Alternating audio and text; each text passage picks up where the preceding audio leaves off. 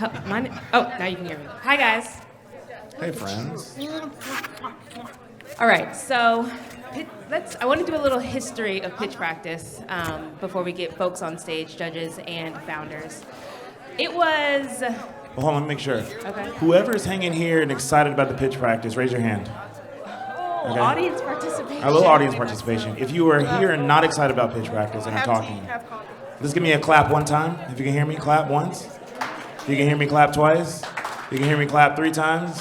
We're gonna keep going until these people stop talking. There's a lot of room outside to have the conversations, but we want to make sure that we're giving the startup founders our attention, so we're super excited. All right, Shondra. Okay, so were you a teacher in your former life? It's giving... Oh, got it. Okay, so, I don't know, 2020 maybe? When Clubhouse was a baby app, it was suggested to me that I get on Clubhouse. Didn't know what room I was going to do. I saw a tweet that said, we should have a place to practice. And I said, you know what?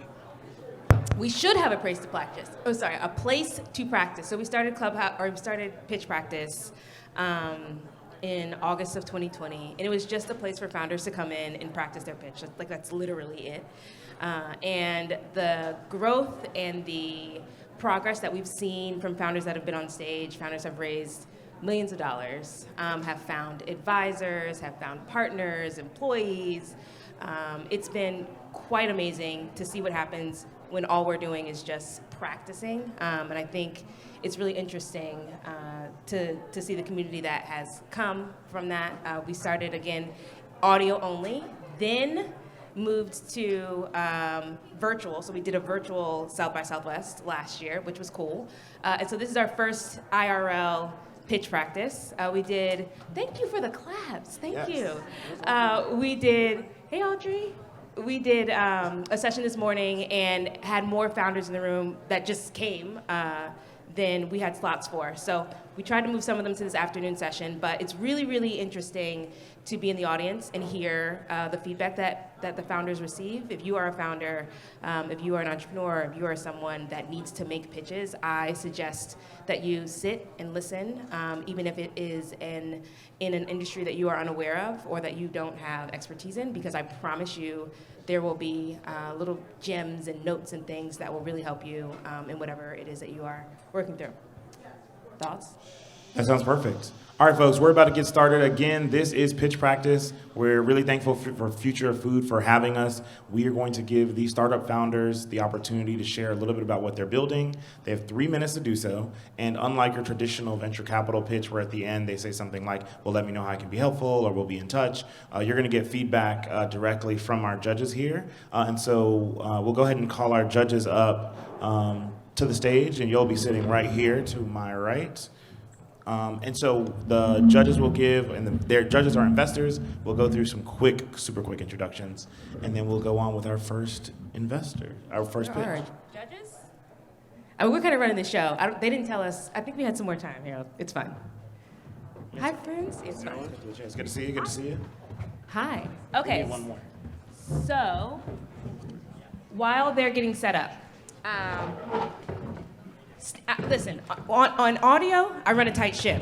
In real life, we're going to be a little more loose. But founders will have 3 minutes to pitch their business. Then the judges will give their feedback. And then afterwards, the founder will be able to respond to whatever it is that they heard. Go ahead. Not yet.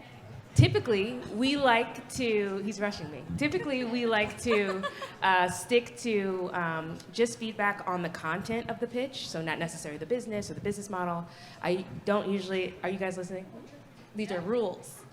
The rules, but I'm gonna be loose here, so it's fine. We don't usually ask questions about the business because it just takes up a lot of time and we go very deep. We don't wanna do that. But in this case, I think we might be able to. So feel free to ask the questions. However, the founders that are here listening, they will not be able to respond until the very end of all of the judges giving their feedback. And we like to do that again to keep the room efficient and to keep the room moving. Because listen, we can sit here with founders for 30 minutes if we wanted to, each. And so if you're the founder who's just finished pitching, it's probably in your best interest to maybe open an audio note and hear the questions so you can go back. You may not have time to answer all of them. As Shondra mentioned, you'll have 30, 45 seconds to respond to generally what we've covered. But those questions that we say we have are things you'll probably need to consider answering in the pitch the next time you give it. Yeah. All right. We're ready for intros. Should I go first? I usually don't introduce myself, but whatever. My name is Shondra Washington, co-host of Pitch Practice. I'm an on-demand CFO. I work with consumer brands, so that's CPG, marketplaces. What else? I think that's really it about me. What about you? Hey folks, I'm Harold Hughes. I'm a startup founder, also an angel investor. So I like to add those other roles along this, and excited to be able to give founders feedback, especially as a person who's sitting in that seat on a day-to-day basis and understanding sometimes you've got to decode what that investor is actually trying to convey when they give you feedback. Thank you, Harold. My name is Elisa Sepulveda. I am an entrepreneur in residence for Math Venture Partners. I have experience as an operator in both business to business and consumer, and I'm really excited to judge pitches in real life. This is so exciting. I love it. I'm Nora Makavina from Los Angeles, engineer turned investor, co-founded Supply Chain Capital to invest at the intersection of food, culture, and tech. And I'm John Carter, founder myself of a SaaS platform for digital food and bev. I was also the CEO of Snap Kitchen here locally, angel investor myself, and excited to hear what these entrepreneurs are pitching. All right, we had a very good session this morning. What'd you say? Okay. We had a very good session this morning, and I'm super excited for our first founder. Founders have 3 minutes. Who's the one, who does the time? Someone in the back? Oh, you got it? Okay, got it. Great. First founder? You ready? I'm right here. Yeah, right here. Nice and close. So you're gonna talk to the people, Okay. But then we'll give you the feedback, but just talk Perfect. to the people. Okay. Good. All right. Oh, time started. Okay. 8 years ago, I was traveling with my family to Ethiopia, where they immigrated from. And while we were there, we were visiting a town where my mom had grown up, and next to that town was a farm. And so we visited the farm, and we actually saw a conversation between a young boy and the farmer. Now, the story may not have a lot of relevance now, but what I noticed was that the boy was purchasing this chaff from the farmer, probably from their agricultural yield, and to the farmer, which I later found out from my dad, had no utility. It was an underutilized asset to the farmer. Yet the boy was taking that and utilizing that asset for his customers by making baskets, hats, mats, whatever the customer needed with that chaff. Now, that story didn't have a lot of relevance to me until while I was in college, studying engineering and learning to brew beer, where I stumbled upon spent grain, the brewer's waste that a lot of us already know of. And it's that barley product where 70% of that barley asset has already been taken out to get fermented into alcohol, which is the carbohydrates, leaving behind just protein and fiber. Now, that protein and fiber has a ton of utility, but it's locked in a sense of it is extremely difficult to attain, takes hours to produce, and is generally discarded as waste and written off as an asset. So that underutilized asset I started seeing was kind of an untapped gold mine, where I could provide revenue to the brewery by purchasing that asset, turning that into a useful ingredient. And so that's what I embarked on doing. So I figured out a way to reduce the dry time from 8-ish hours down to 15 minutes, reducing the cost by about 90%. And so in 2018, we launched Grain for Grain, where we take these byproducts, turn them into flour, and then we sell that flour to consumers. Now, since then, sorry, I had to look at my time. Since then, we've already upcycled a little over 1 million pounds. We're at about 1.1 million pounds in San Antonio from 3 different breweries in and around the city. We've taken that flour and we've used it for our own branded items. US Foods is making burger buns with it. And we're now looking at cheese sauces, shakes, you name it with this flour. But what's really cool and what we're seeking investment for is to actually expand that drying technology to other underutilized assets. Think juice pulp, coffee grounds, tequila, so the agave from the tequila making process. And that's what we're embarking on doing, is addressing with our technology that we've already shown a solution for brewing and actually addressing other byproducts from a variety of different beverages. So that's my story, and my name is Yoni Medhin, and I'm the founder and CEO of Grain for Grain. Thanks. Yes, Yoni. Okay. We always, congratulations, and thank you for being the first. We know it's scary and like hard. Oh yeah, So- it's all good. Okay, judges, thoughts? Yeah, Norman. You talked a lot about upcycling and the climate and sustainability impact, but not a lot about the health. Yes. The health makeup of this product. So tell us about protein content and how it compares to Yeah. other flour. So what's unique about these byproducts specifically as it relates to barley from the brewing process is that 98% of the carbohydrates have already been removed. So it's only leaving behind protein and fiber. So it has a very similar macronutrient profiles to almond flour, but more antioxidants than almond flour. So it has both the benefit that it's an upcycled version of an ingredient that already has a pretty detrimental impact on the environment with water usage from almond flour, but it has just as much protein, as much fiber, and less fat than almond flour. So pretty cool. The rules. Oh yeah. So you'll respond Oh, after. she asked that. I know. You, See, that was you gotta hold it. Yeah. You gotta hold the question. That's the whole. Now do I step off? Okay. All right. Who else has? Yeah. What Oh, so I hefty. really wanted to hear was a little bit more about the market size, specifically around the use cases that you're looking at right now. So in two ways, right? I wanted to understand how many breweries are producing, how much are they producing of this byproduct, how much can you create, and then what markets are you going into initially? The second thing I wanted to understand that you talked about at the end, which I really like to invest in software and technology, which was really interesting to me, is your drying process. How did you discover this drying process? Where is the IP coming from? Do you own it? Are you licensing it? And what are the terms around it? Because that, to me, seems like your special sauce. And to that point, you mentioned your drying process. Yeah. 1 minute when you had 1 minute and 11 seconds left. Like I noted it. Yes. So it came very late in the pitch, and I think what she's saying is it's so interesting and so important and such a nugget, you might want to bring it forward. Does that make sense? Yes. Totally. And in a similar vein, I think you want to get straight away to what problem you're solving, right? Like just succinctly state, what are you solving? And then also, you didn't talk about the cost.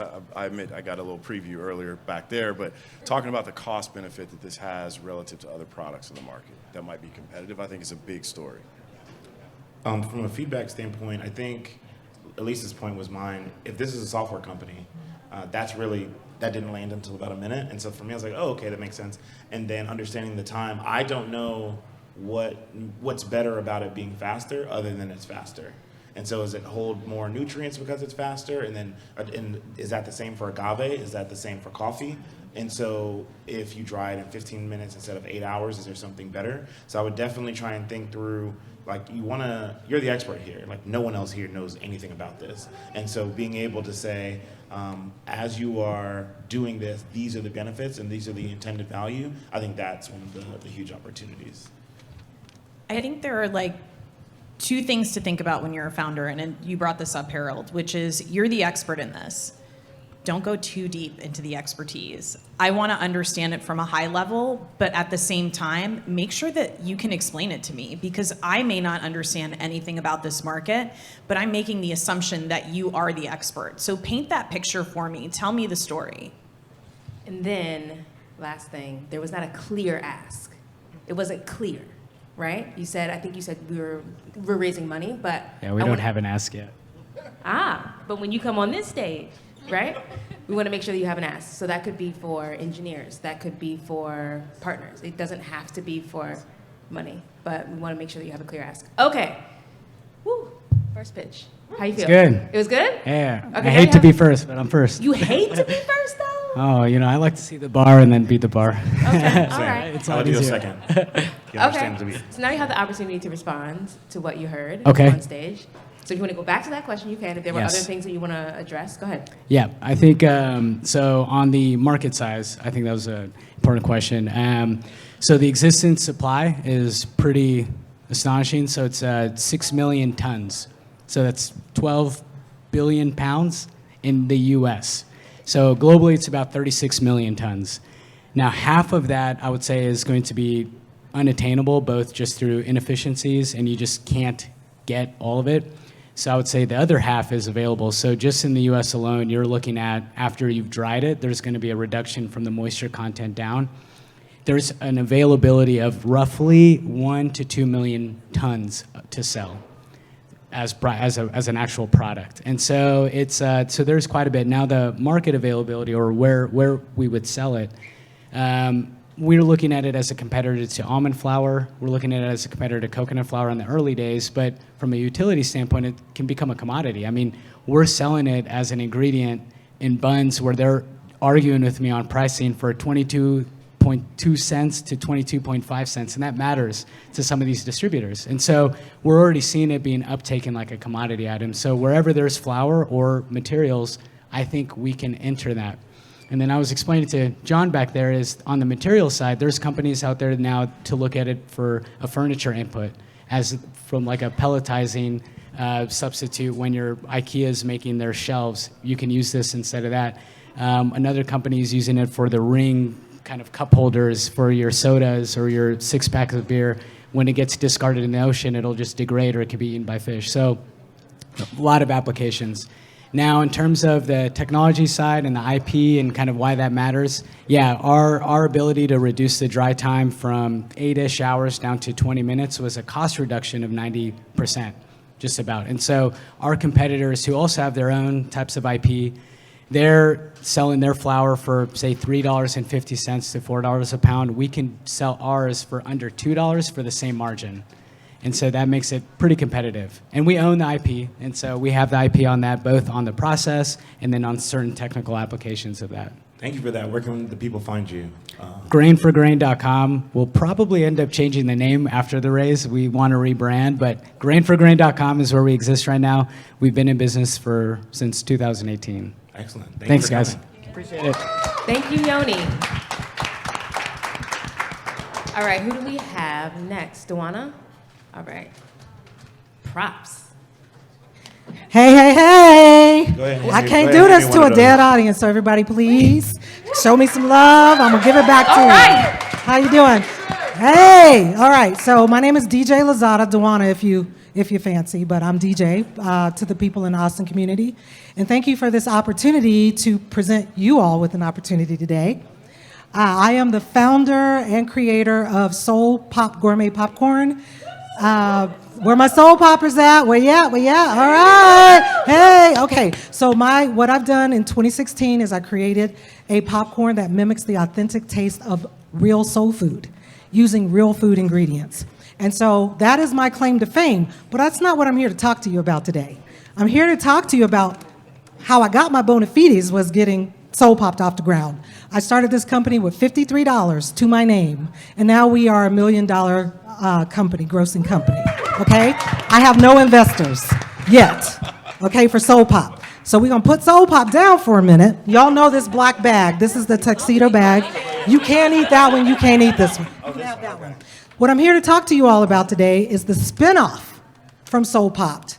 When the pandemic happened, everybody talked about the pivot, right?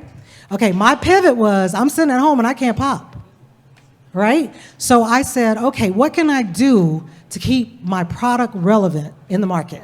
And what I did was I came up with a way to create a fundraising company, all digital fundraising company, using my knowledge of what I learned with Soul Popped, and I created Good Trouble Gourmet. Okay? Now, that's the backstory. Now let's talk a little bit about numbers. If I came to an investor and I said, if you invest $1.3 million in me, I can get you 10 times return in probably a year, but no more than 3 years. Would you be interested? Yeah. Okay, let me tell you how it works. I need somebody in the audience, please help me out. Pull out your phone and get at your calculator. Anybody, okay? Let me know when you're ready. She got you right there. All right. Right there. Type in this number, 300, right? Times 250, times 25, times $17.99. Shout the number out when you get it.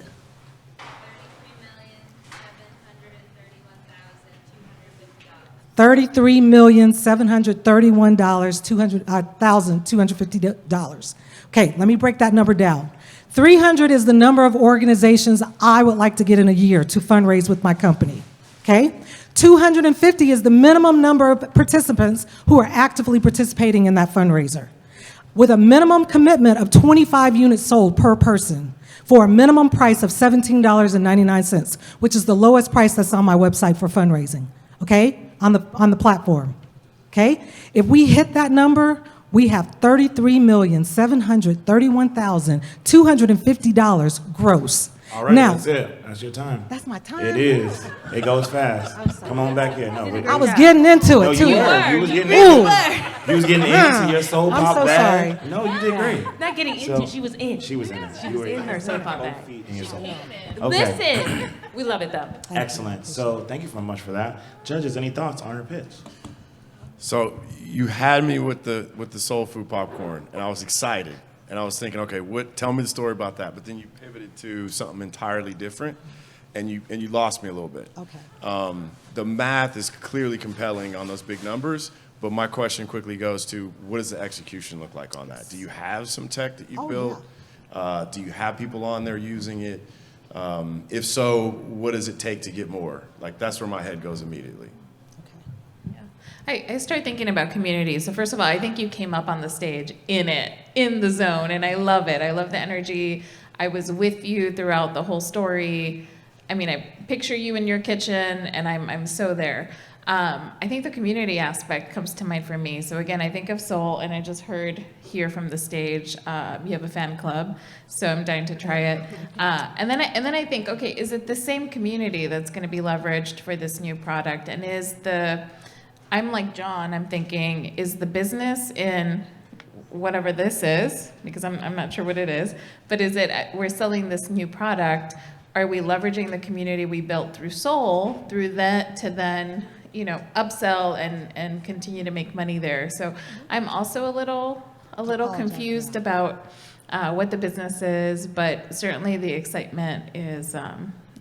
Thank you. I think Thank you for the for feedback. me, what kind of threw me off a little bit, I think what they're saying as well, is that you started with Soul Popped, right? And you kind of came in on that, and then you made the pivot. And so what I would have done is use my experience, one sentence, two sentences. This is what I've done with Soul Pop. This is why I can do this, right? Use that as a launching pad so that now we know why you, right? Like how you got there. But only use it in like two sentences, Gotcha. right? And then talk more about this business so that we get all the information here, because this is what you're pitching, right? Like just this one. And so we want to use that time for that business. Yes. So that's what I was saying. Thank you. So for me, I think it's the same business unless you've like incorporated it differently. Yeah. And this is two different business models, right? So we all know that Girl Scout cookies are sold door to door from Girl Scouts to the households, and you can't necessarily find them in the grocery stores. Like that's a sales strategy.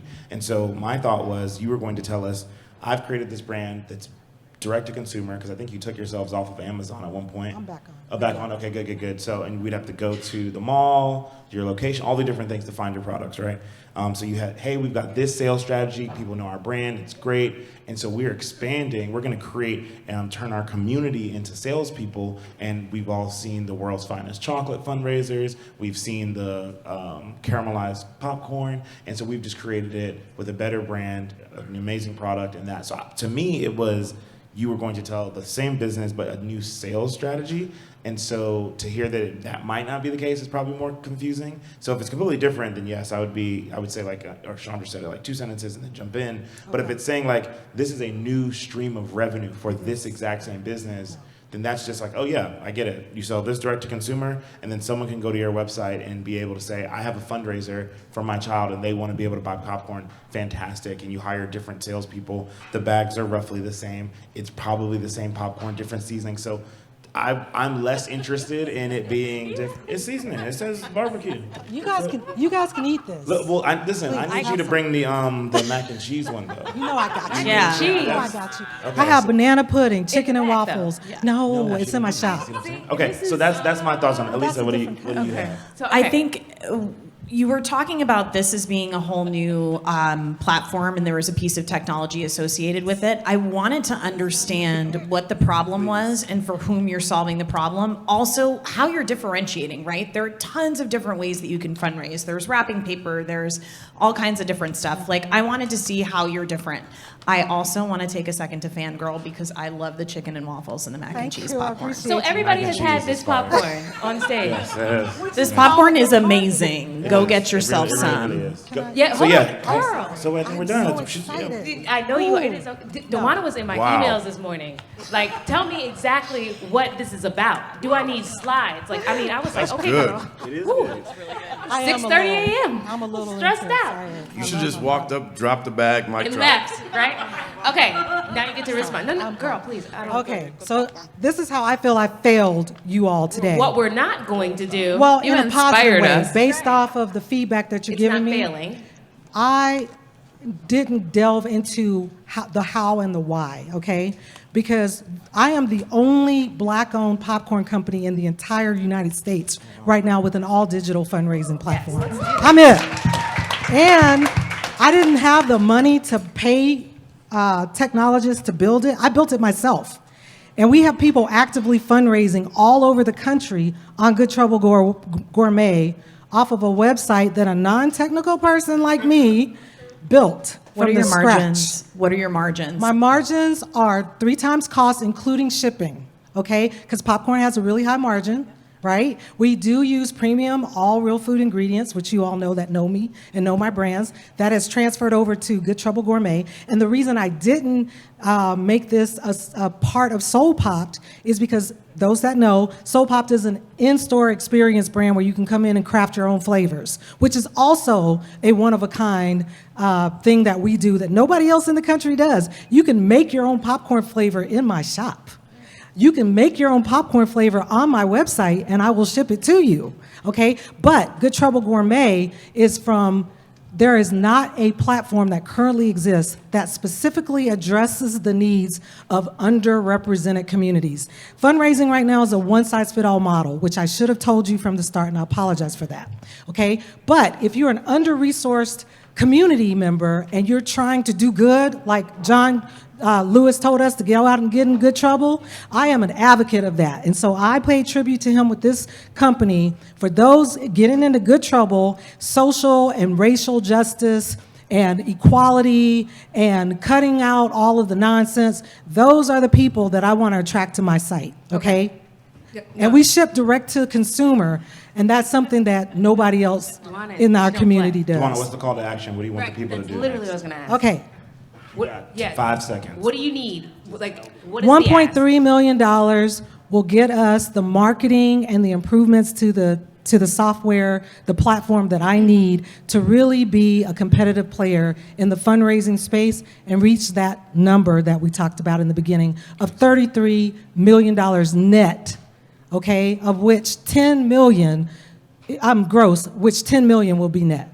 Amazing. Thank you. Thank you so much. Y'all find Thank Duana. you. Please find Thank Dewana. Yeah, let me get that mac and cheese though. For real. Look at the bag, but don't eat this one. And I designed all the eat that bags. Why one? we can't eat it? I didn't bring the right bag. Don't call me out. Okay. I designed the chocolate, bags, peanut y'all. butter, and 16 banana. flavors. Okay. Ooh, that Thank looks you, really Dewana, good. so much. Please reach out to Dewana. I like the packaging. Yeah, for sure. Who do we have next? Is anyone else bringing us food?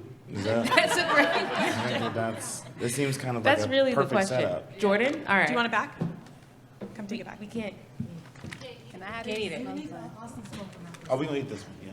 Oh, y'all got that one? No, that one we can eat. We can eat. It's good too. Okay. Hey, so, Jordan. hey, Jordan. Hi. Jordan was at this morning session, so she got all the tips. She's about to kill the About the stage. scene. Okay. All right. Hello, everyone. My name is Jordan Weaver, and I'm the founder of Forefront. So as a sophomore in college, I discovered that my life's mission is to economically empower the Black community through entrepreneurship. I went to college, and I discovered that none of the businesses that I shop, eat, or work were ever Black owned, and I wanted to kind of do something to change that. And I actually went to school at an HBCU, 5 minutes away from a Black Wall Street in Durham, North Carolina. So I really feel called and empowered to start a company to help Black businesses to thrive. So since then, I've gone on to win Social Impact Awards, as well as even starting my own Black Business Awards. So now I'm working on a tech company to help bring Black businesses to the forefront. So the problem that we're really trying to address is that people want to support Black-owned businesses. In fact, 4 out of 10 millennials prioritize shopping Black. So our platform is really just catered to really helping people find Black-owned businesses in a way that kind of caters to millennials. So I decided to start a social shopping platform to help people to connect with their friends and community to help them find Black-owned businesses. So we're a social shopping platform where you're able to experience a tailored shopping experience where there's a recommendations algorithm that really shares products and brands that best fit you and the needs that you're looking to purchase from.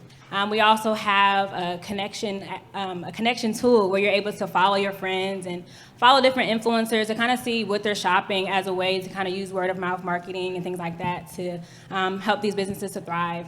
And additionally, we really want to kind of make Forefront a home for not just Black brands, but also Black content creators with a lot of social shopping social platforms. They're doing a lot of shadow banning where Black creators are not really able to thrive. So we want Forefront to kind of be the go-to platform for that.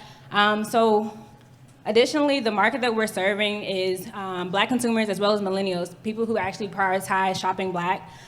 So Black consumers are really kind of just waking up to our power within our Black buying power, as well as millennials wanting to just shop for good and really use their voices and their impact to support Black businesses. So Black consumers are actually looking to spend over $300 billion to actually support Black businesses. And so we just want to make it easier for them. So additionally, right now, I'm a team of one. I'm actually looking to bring on some technical people to help build out our platform that have experience with social apps as well as just technology in general.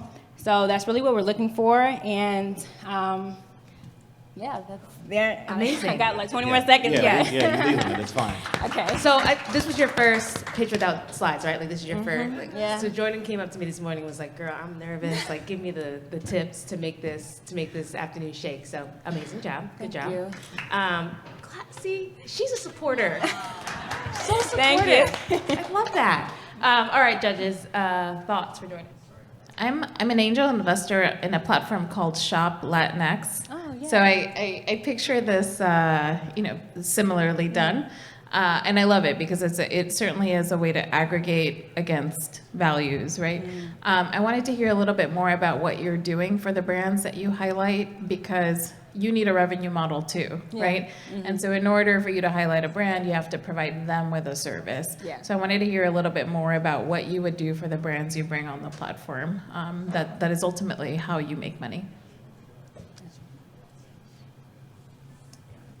I guess I can go. Hi. Hi. I wanted to hear a little bit more about your customer acquisition strategy. It is really difficult to get consumers' attention, and I'm totally with you. One of the things that I'm really interested in is ESG, and I think people shopping with their dollars is something that's very popular. But how are you going to go after that audience? How are you going to get their attention? Is it a channel strategy, an influencer strategy? I wanted to hear a little bit more about that. Thank you. Yeah, along a similar line, I kept thinking, what is the unique friction that you're solving for, right? So on the consumer side, I think it's different than it is on the merchant business side. But what is that unique friction other than just finding these businesses, right? Because I think I applaud the mission and the vision, but to get traction, ultimately you got to chip away at some friction that you uniquely solve, and then from there you can replicate. So that's the thing that I would focus on is what is the friction underneath just finding these businesses that you can solve.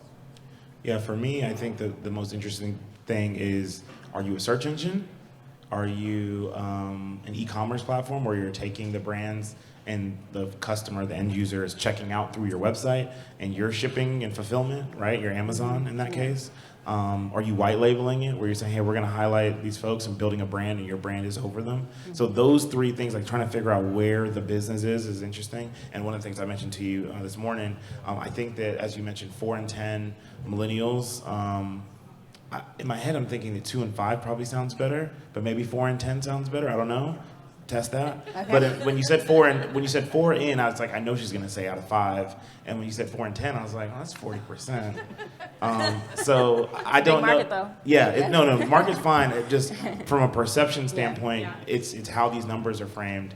And so for me, it might make more sense to say 40% than to say 4 out of 10 or 2 out of 5. That's not necessarily nitpicking, but just helping the psychology of it. The last thing I'll say is that I'm learning so much about you. Oh, it's so interesting how, as I found with pitching, as investors, it's your job to kind of filter things out.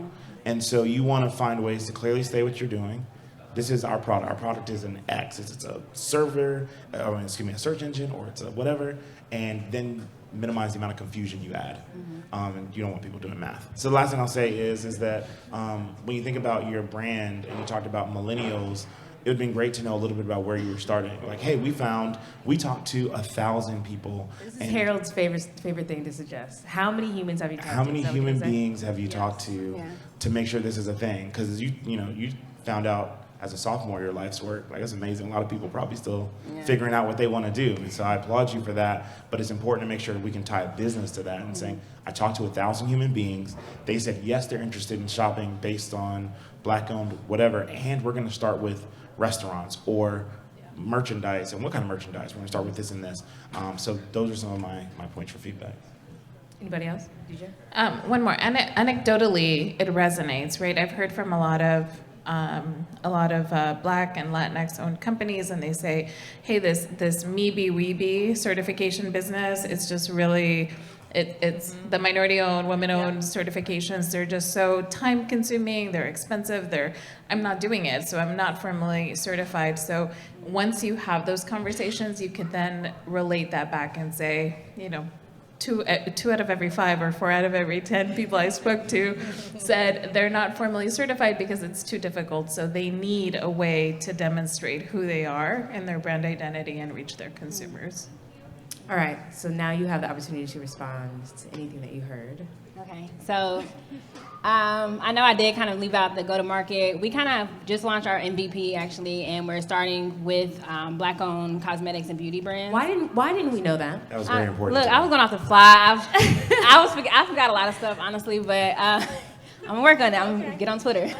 But, yeah, so we're starting with Black consumer brands or cosmetic and beauty brands, and I'm not sure who asked, but as far as like the actual platform, the goal is for it to really be a social platform, like not really, it's gonna be a marketplace where people can shop, but I want the goal to be kind of very social, very like going to Instagram or TikTok, but like the focus is shopping Black. So there's a recommendations engine, or he asked if it was a search engine. It's more so like a recommendations engine. So you get on Instagram and they kind of recommend a lot of different content to you. Our goal is to kind of recommend specific brands to you. And you can make those purchases on there and we'll make a profit from the commission and sales. And I'm still trying to figure out if we're going to charge a brand to get on or just make it a free platform, kind of like social media, just free for anybody to get on and just take a profit from the commission of sales or even advertising and boosting on our platform. But yeah, I know go ahead. Where can the people find you? Oh yeah, so you guys can find us on social media, Forefront ATL. If you want to find more Black-owned businesses, we're sending out weekly recommendations every Friday, so you guys can subscribe to our email list at our website is www.theforefrontatl.com. All right, Jordan. Thank you, Jordan. Thank you. Who do we have next? Chris? Christoph? Greetings. What's up? How's everybody doing? We're doing well. All right, now I come from a hip-hop background. That was tepid at best. So when I say how you doing, let us know you rocking with us. Show some love, some energy. Just make as much noise as possible. How you feeling? Good. My name is Chris Carr, and I'm a co-founder of Blackland Ownership. A number of years ago, I would say around 2017, I was traveling, doing shows in people's houses, living rooms, having personal connections with people. Everywhere I went, whether it's Florida, California, Michigan, even in New York, it's like, well, where are the Black people? This country's huge. Are all of us in 7 major cities? You know, as you go through Nevada, New Mexico, Arizona, where are we? And, I let it simmer in there. It's like, well, I make music. That's not for me to figure out. I'm not into politics. I'm not into legislation. I don't know anything about real estate, urban development, any of that. But as a musician, I understood that space mattered. And I understood that having space to gather with like-minded people and being safe mattered. And when I listen to people, might have different perspectives on, do we defund the police? Do we pull our children out of public education, start our own charter schools? All these arguments in a Black community. I didn't want to argue with other Black people. So as I'm traveling, I'm in Colorado, I'm on my homegirl's farm. I got to stay there for free because I helped her pull up tubers. And I'm just looking at the land like, who owns all this? This is so amazing. It wasn't black people. And when I came back, I was like, black land ownership. We got to do this. Work together, raise funds, and then we'll figure out how to generate revenue. We don't have to be so extraction-based, but first let's get the land. And in 2019, I got diagnosed with melanoma. Got my pinky toe cut off, was on immunotherapy for 13 months, and everything I ever thought I wanted to do got brought right here, and it was like, do it now and go harder. So we purchased 15 acres of land upstate New York, all conservation. People are like, what, you can't use it? That's right. There's space for black people to enjoy nature and be safe. Friday, yesterday, we just closed on a 22-acre property in upstate New York with the residents on it. Woo! Hold on, I only got a lot of time. Lake access and some other things. What I'm here to do, when I came to South by, I work for a tech company, I work in blockchain. I don't want to talk to people about tech, I don't want to talk to them about music. I want to tell them we need to raise $5 million so that we can buy 8,000 to 12,000 acres of land. Okay? And you're like, you can't get 8,000 acres of land for $5 million. Yes, you can. In New York City, you can get a 3-bedroom condominium for $5 million. How many people fit in that condominium? The island of Manhattan is 14,000 acres. Over 4 million people live on that island. So what happens if we have 8,000 to 12,000 acres where black people will always be safe? As the laws change, as climate change, who knows what's going to happen? We saw it during pandemic. I had a bunch of friends that got to go to their family house upstate. What I'd like to do is raise this money, we get this land, and it becomes research and development where the people that work it end up owning it. So it'll be a 21st, 22nd century version of a homesteading act where we're included. Love it. All right, Chris.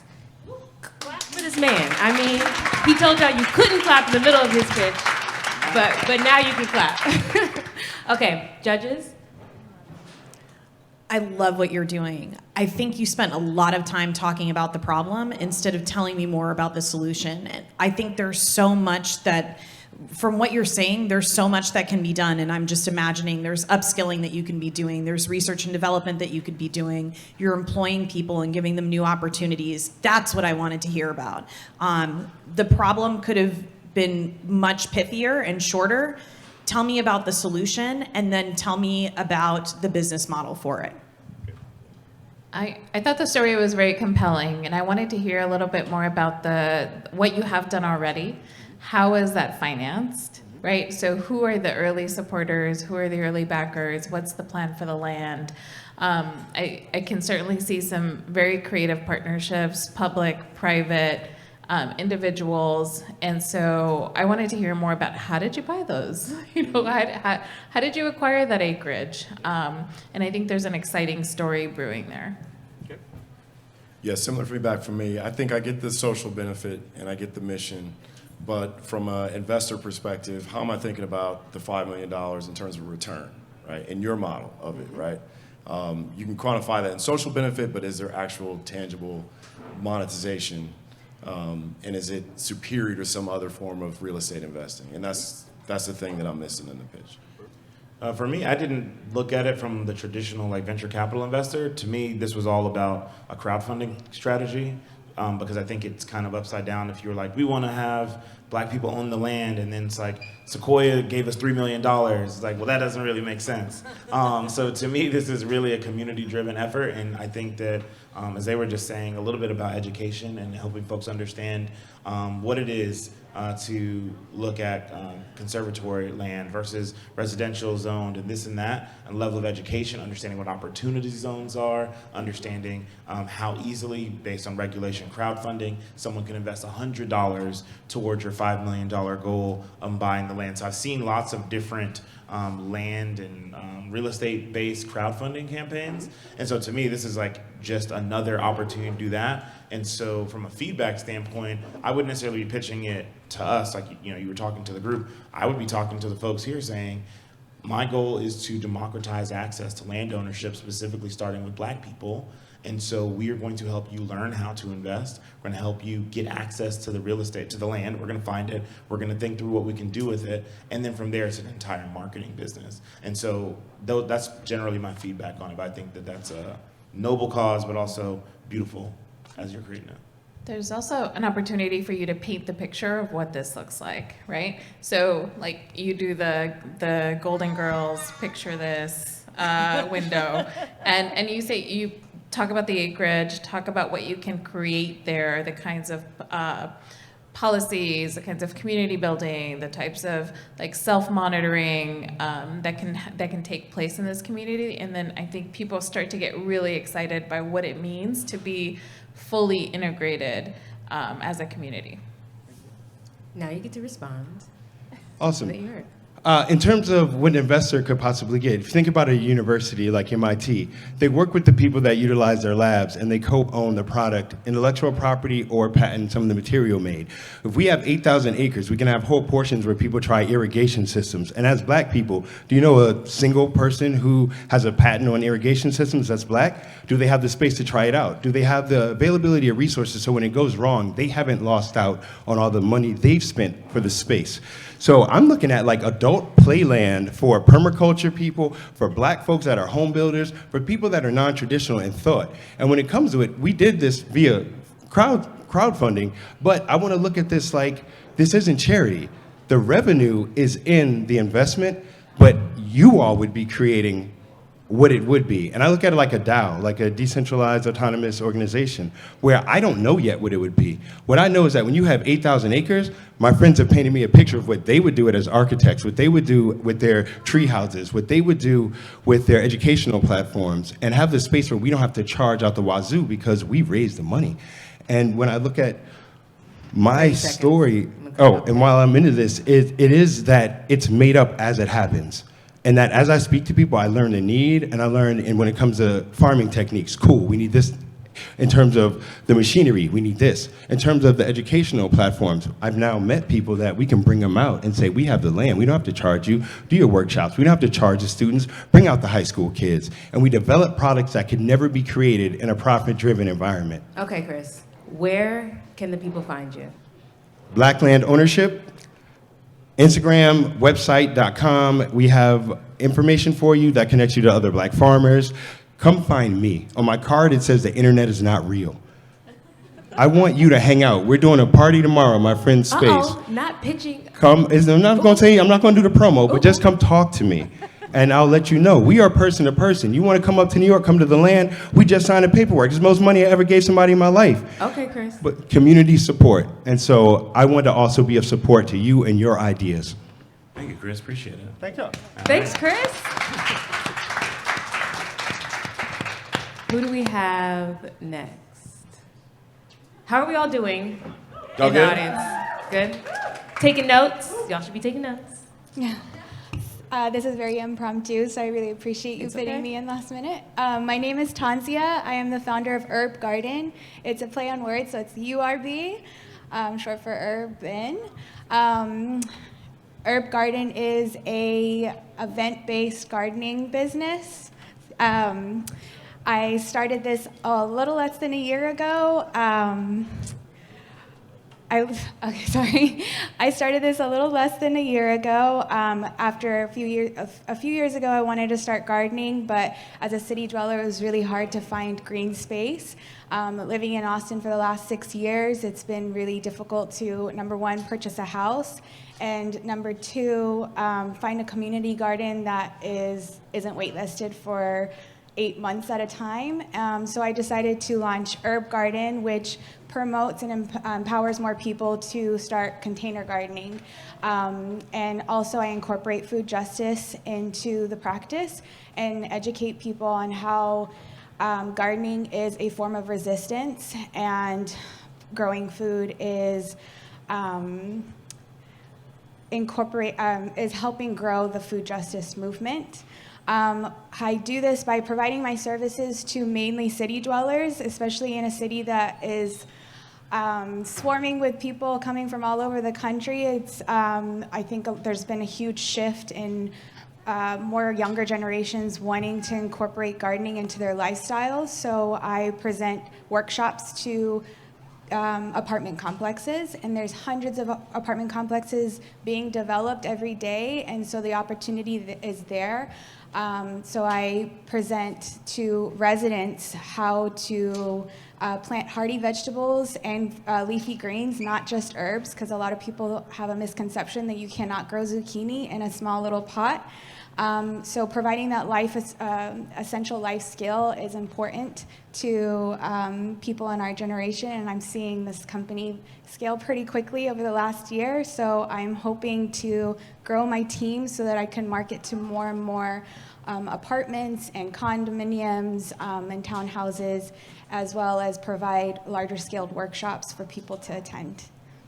Amazing. All right. Clap for her. This is, she said, you nervous? You did a great job. Thank you. Okay, judges. I'll start there. So you had about 30 seconds left. So you had some extra time. And for me, you were like, and the company's been growing pretty quickly. And I'm just like, tell us, you had 30 more seconds, girl. Like, how many people are using it? Where are they using it? What are they growing?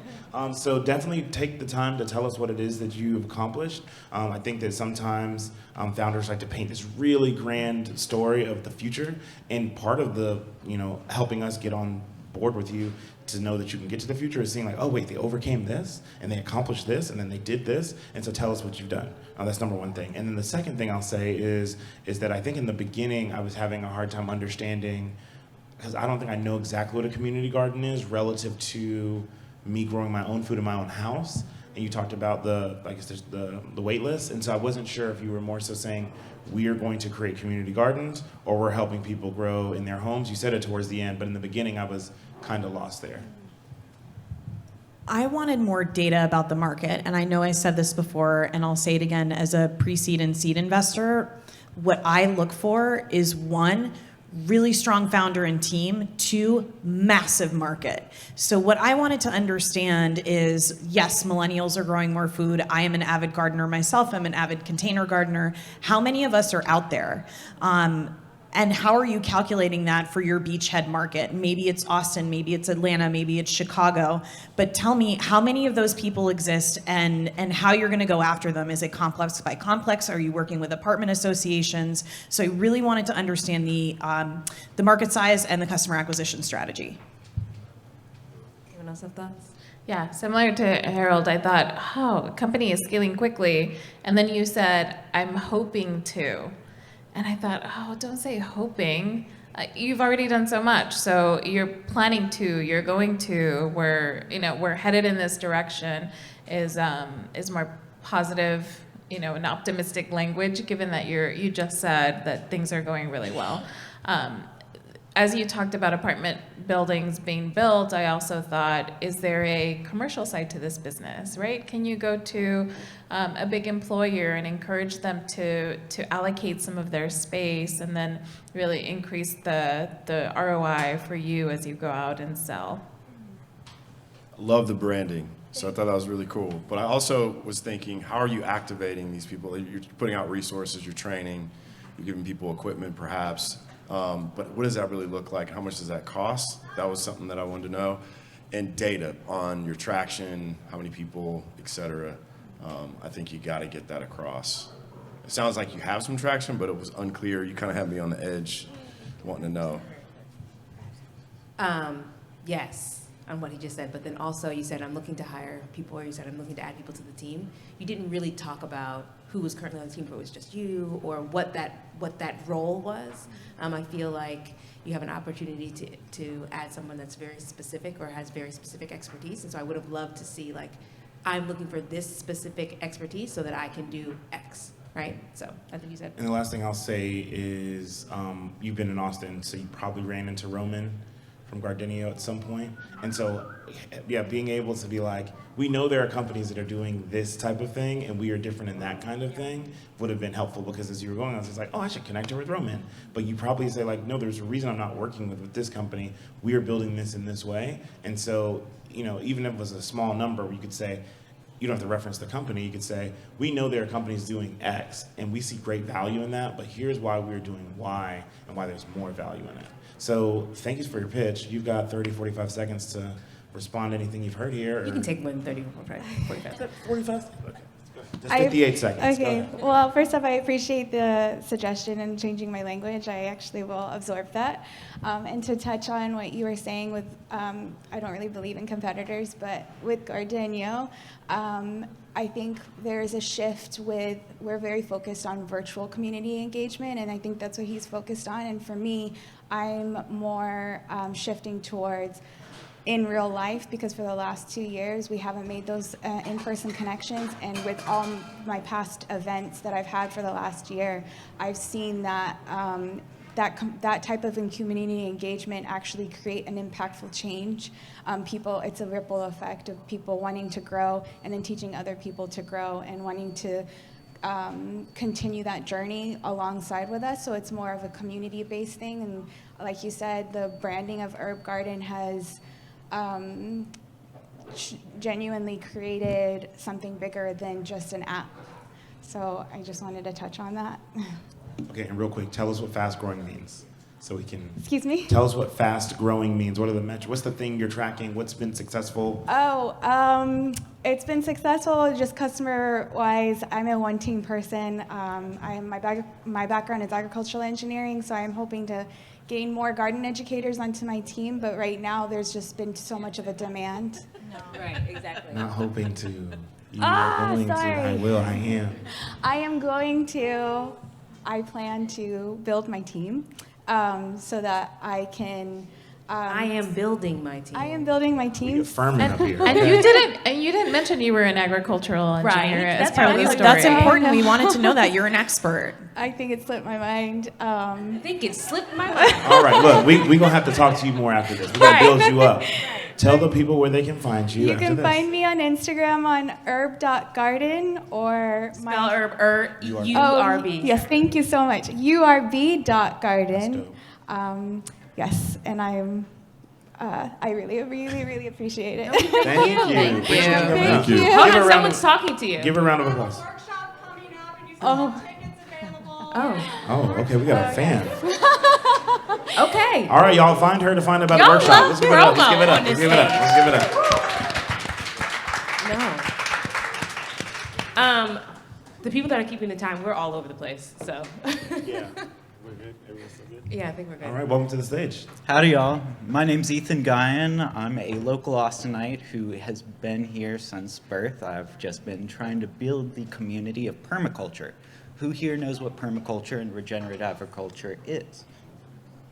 One? Anyone else? Just one? All right, so it is a new technology that is still building, as you can tell, and I focus on living soil. And I am a student of Dr. Ingram, a living soil specialist.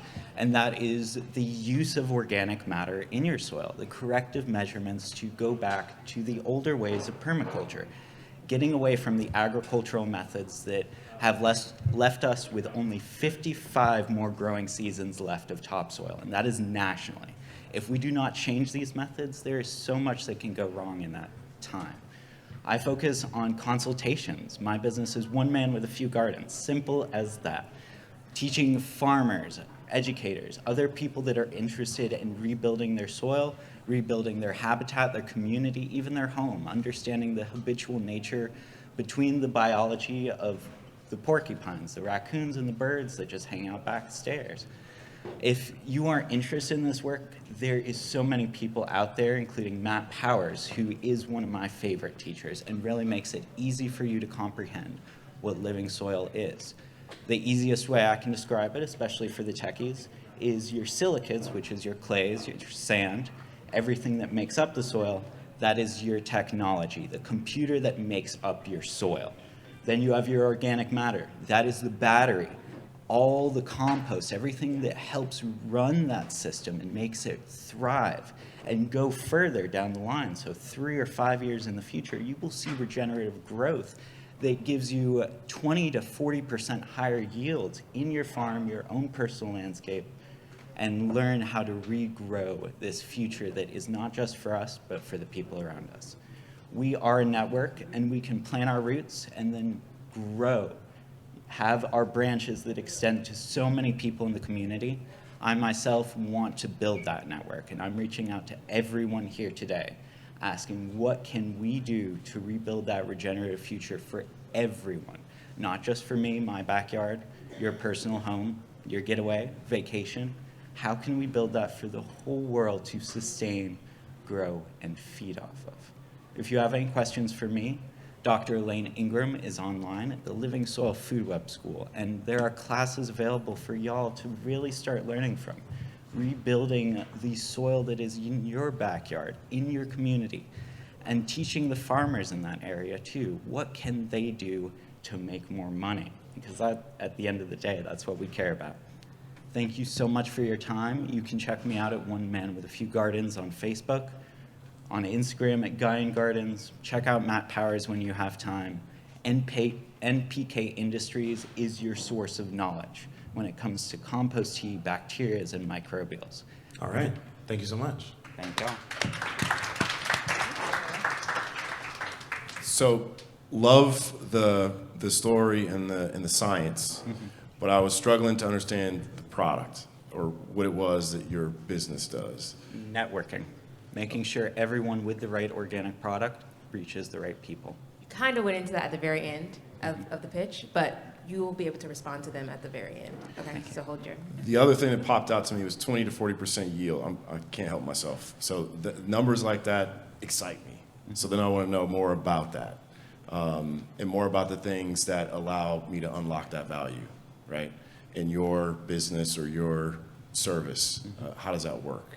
That's my secret sauce. So that's the thing that I wanted to get clearly through.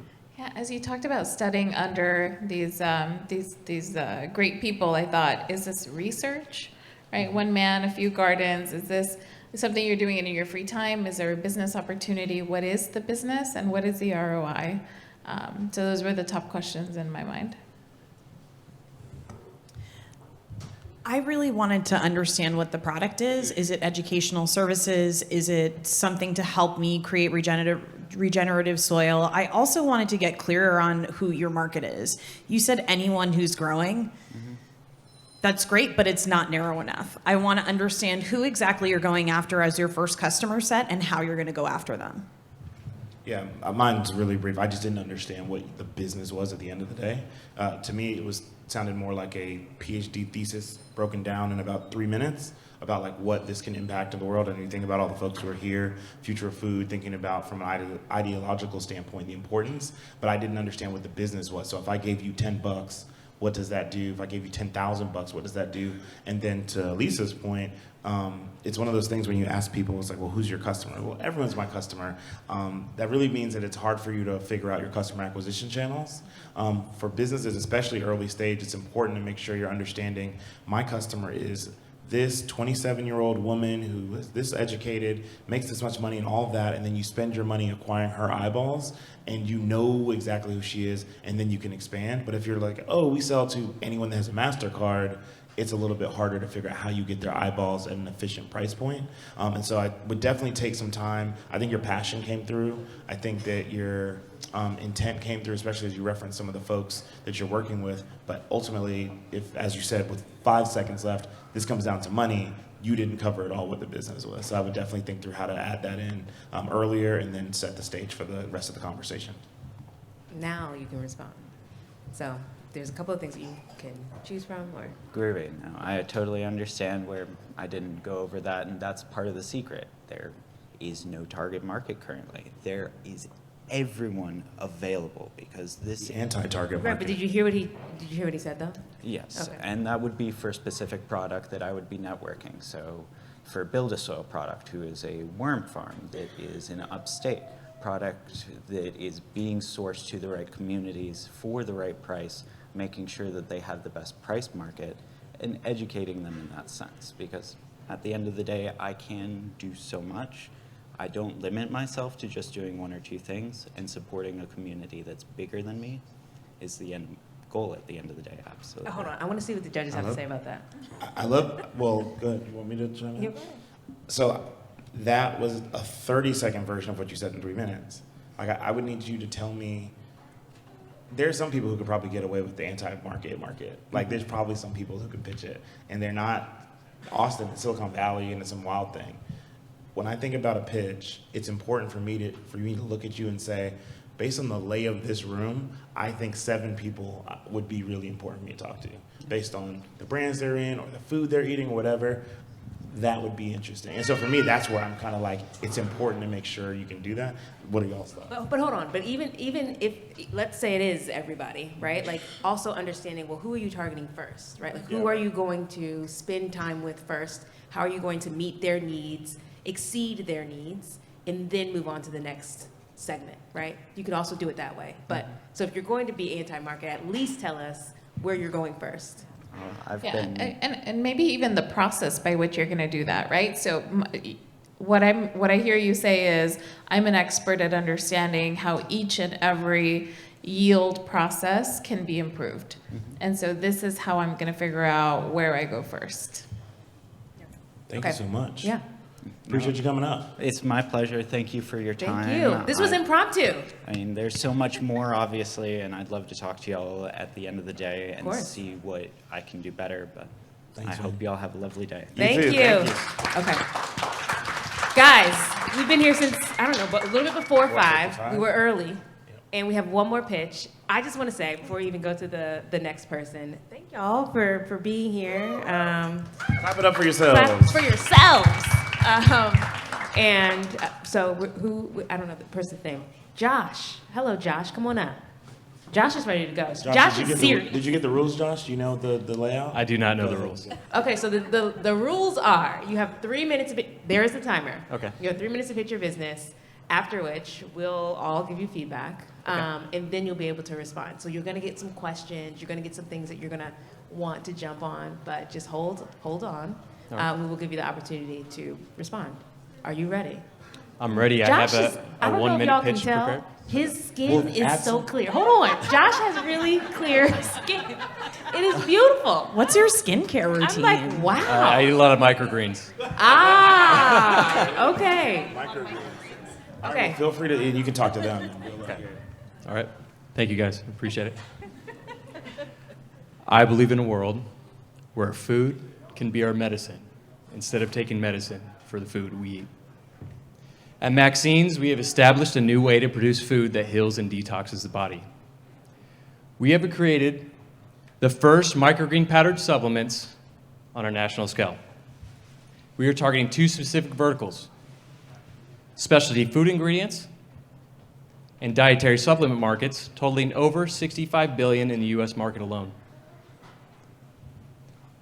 Our microgreen supplement powders harness the power of microgreens, which are up to 40 times more nutrient dense than the adult version of the plant, and naturally contain powerful antioxidants like sulforaphane that protect against cancer and diabetes by regulating sugar levels. I forgot that part. Okay, keep going. Clap for him, y'all. Thank you. Encourage him. I still got a little bit more. I just got to remember it. Let me get my note cards.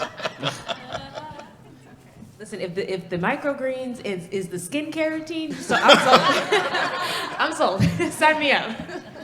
Our products can be taken in pill form or as a part of food you already eat, like a delicious chocolate. So stop by our booth on March 18th at Future Food Conference and try the world's healthiest chocolate while supplies last. Thank you. While supplies last, y'all. Oh my, scarcity. Literally. Awesome. So you knew you were going to come up and give a shorter pitch, so that's fine. We'll just jump in and give you some more feedback. Okay, so I'll jump in. As a person who doesn't know microgreens relative to the other ones, and having invested in athletic greens, it would have been interesting for you to point out, like, hey, you've probably seen these ads for athletic greens, and this is where we are different, or where there's an opportunity. I think they're now a $1 billion company, and so for you to come up and say we were the first ever, which is always, I always encourage founders, never say it, because then what happens World's first. World's first. And what happens is, and it could be true, but the challenge is that psychologically, we're all trying to think like, well, isn't there another company? I feel like I've heard a company. And now we're in our heads against you instead of just trying to just listen to what you're saying. It doesn't matter if you're first. You need to be the best or the most available or whatever that is. And so as you said it, I was just like, well, dang, well, what is in athletic greens? So if you have the opportunity to say, you're familiar with this thing, you may be familiar with this is how we're different. But I just want to point out those 2 things, first ever in a brand that's really massive. Go ahead and take some time to talk about them. Anyone else? you came on stage very calm, cool, and collected. Like you have this very calming energy, and then I think you have a memorized pitch, right? Right. So you went from calm, cool, collected to robotic, and so you kind of lost me there. So I think not memorizing the pitch word for word would benefit you. And then if you get stuck and you forget a word, it's not so critical and it won't throw you off. So I would say go with the flow. You already have this calming presence, and so as long as you know your stuff, which I'm sure you do, it'll flow much nicer, in a much nicer way. Thank you. Yeah, I agree on the competitive positioning. I spent an absurd amount of money on some microgreen product. And so you have me on understanding the benefits, but when you say worlds only, yeah, you lose because it's like, all right, well, I've heard of some others and I use one, so how is yours different, right? It sounded like you had a compelling story behind the science. I wanted to kind of hear more about that. And I think that comes back to comparing yourself to other alternatives in the market and why I should buy yours. Thank you. I'm going to hit on something I've hit on in a lot of these, which is customer acquisition. I'm like very into functional medicine, food as your healer. So I wanted to hear a little bit more about how you're going to market. Are you working through functional medical clinics? Are you working with nutritionists? How are you getting this out there that's different than the competition? Because like he said, there are lots of other things that are on the market that are trying to fill this niche, but there's obviously something that you're doing that's really special, and the way you're going after those customers is in a different way. So I wanted to hear about that. Okay. Now. You get Oh, to- right now? Yeah, Right now. now. Okay. So we started as a raw greens microgreen company. In the last 3 weeks, we have pivoted. 3 weeks. 3 Last weeks. 3 weeks. Okay. 3 weeks. 3 weeks. Yes. We've pivoted into a supplements and specialty food ingredients company. We found that selling at farmers markets with the raw greens only touched a niche market, and those are people that are already healthy already. And we want to bring microgreen nutrition to everybody in America. And we want people to get the benefits of those microgreens, say eating a piece of chocolate or having a tortilla or a piece of bread, without them even really thinking about it. And I think this is the way we fight against a lot of these different illnesses in our country. All right. Again, I wanted to understand, like, what is the beachhead market? Yeah, to that point, like, so you mentioned you can put it in things, and it made me think of like these. I got some edibles from somewhere that's like you sprinkle it into things, and it's water dissolvable edibles, like THC. It's like, okay, I get it, and it's like you can put it in water, or you can put it in mac and cheese, you just eat it. And then you mentioned that you have it in chocolate, and so to Elisa's point, does that mean that you are working with the chocolate manufacturer to put it in it, and you have a version of it, Yes. or are you selling this direct to consumer where I'm putting it on my own food?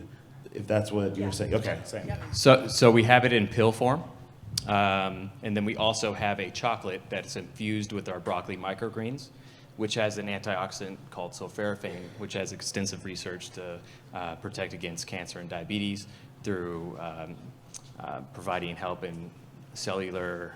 I can't remember. And so the chocolate is sold in like a GNC or something? No. So we just came out with it today, actually. Some of the people in the crowd have tried it. Late breaking news. We've been very, very new with a lot of this stuff, so I really wanted to get up here and get some practice in front of people talking about this. Do you have distribution? If so, where do you distribute? We haven't even got that far. We're Right, exactly. We're planning on selling through our website, hopefully Amazon, once we get the distribution assets for that and the back end on that done. So. All right. All right, so remind us about the 18th. Yeah. Your call The to 18th, action. so on March 18th, we will have a booth set up. We're going to have about 60 samples of our chocolate, and we call it the world's healthiest chocolate because it's completely sugar-free. All the ingredients are sourced from Central America. It's sweetened with stevia, and it has 1 serving of broccoli in each chocolate bar that you can't even taste. Listen, we love chocolate and broccoli, okay? Thanks so All much, right. Josh. Thank you so much, Thank you Josh. guys so much. Thank you. Thank you. Oh my goodness. Oh, I think we're wrapping up. Are we done? Yeah, I got the thumbs up. How do we want to do this? Do you want to close out? Judges, do you have thoughts? Well, I want to say thank you for everybody who came and stayed. Our goal with doing this in person not only was to get you all in the opportunity to hear from some of these founders, but also some of the biggest and best brands that you are buying, whether it's in your grocery store or products and services that you use, probably had to go through this process. And there's a lot that goes in behind the scenes, and so that's why we like to be transparent with it. If I had one call to action, it would be if you were on Twitter, make sure that you are following Shondra Danielle, Shondra. Every Tuesday at 8 p.m. we do Twitter pitch practice. So audio only, you can be sitting in your bathtub, you can be on the way home from school, and what we're doing is giving entrepreneurs the opportunity to pitch like this, 3 minutes, and then we have angel investors and VCs from all around the country coming on and giving feedback, and our goal there is to make sure that entrepreneurs, specifically as y'all saw primarily from this stage, women, people of color, underrepresented groups, have the opportunity to practice in safe spaces. I don't have to get into the numbers on how many of us get into the room and then how we're graded on a really rigid and scale. So we want to make sure we give folks the opportunity to learn and then be better. And as Shondra kind of teed up earlier, founders have left that stage and gotten into Techstars or Y Combinator, raised millions of dollars. And so I just wanted to say thank y'all for coming. Thank you to Shondra for hosting this. And to the folks at Future of Food for having us. Judges, y'all have any last comments generally for founders or anything like that? This was awesome. Thank you for having me. I just appreciate being here. This was the first live pitch I got to do. This is 2020. I'm so excited. She's got money. If y'all got startups, she's got money. I do. She's got money. Okay. Well, good. All right. Well, we're getting out of here. See y'all later. Thank you. Thank you. Yes. We gotta get our popcorn. Don't forget our popcorn.